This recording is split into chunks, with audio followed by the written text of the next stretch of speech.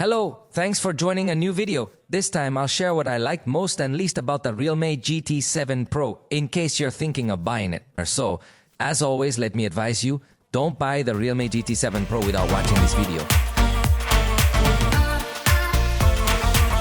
Let's consider the launch price in Mexico, which was 18,999 pesos. And I know Realme does unusual things, like launching very powerful phones at low prices and also releasing basic phones at high prices. Fortunately, this option is one of the most competitive. This will be a brief summary. Remember that the video review is also available if you want to know it in more detail. Let's start by telling you what I liked the most. The design is very nice with this Mars color option, although this will obviously depend on your taste. The screen has Pro XDR technology that makes the contents look very realistic, compatible with the same camera of the cell phone. Indeed, it features an adaptive tone option that aligns the screen's white balance with the surroundings.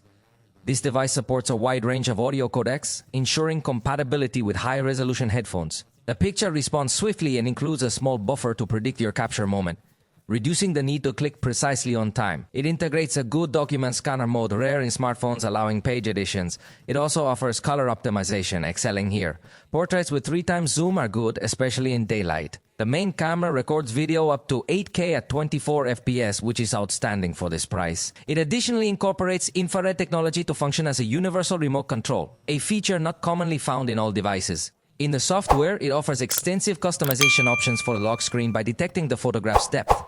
Furthermore, it includes a shelf, serving as a hub with specifically designed widgets for this section. Naturally, it also supports floating windows accessible through the sidebar. It also supports air gesture control, which if works properly to, for example, scroll in TikTok without having to touch the screen. It also integrates a tremendous suite of artificial intelligence options, although everything requires an internet connection, but it works well. AI Studio allows you to generate different images based on your own photographs. It can also transform any sketch into a more sophisticated image, write long text or summarize long text, and also includes Circle to search by Google.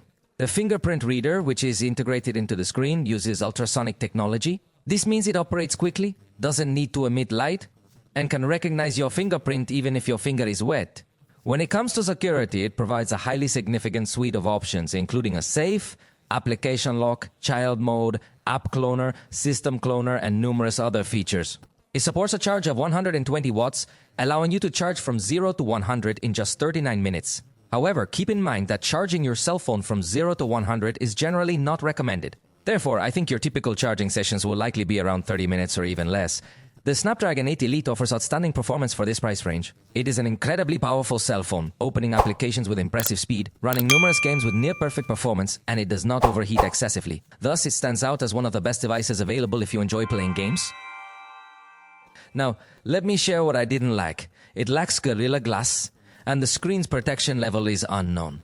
The front camera is fixed focus, which is basic for the device's price. Backlit selfies won't be great, and front camera portraits aren't advanced, often failing to maintain the blur effect. Panoramic shots lack dynamic range. Night portraits appear plain. The front camera can't record in 4K. These details lower the camera experience. The ultra-wide camera records only in full HD at 30 FPS, which is disappointing for such a pricey device. Indoors, you're gonna notice that the main camera records well, but the others record very simply. Also, it doesn't have wireless charging, something that at the price we could definitely demand, and it has a supposedly 6,500 mAh battery. But at least in my tests, it didn't perform as well as it should, so don't let this be an element that catches your attention too much, because the number sounds too big.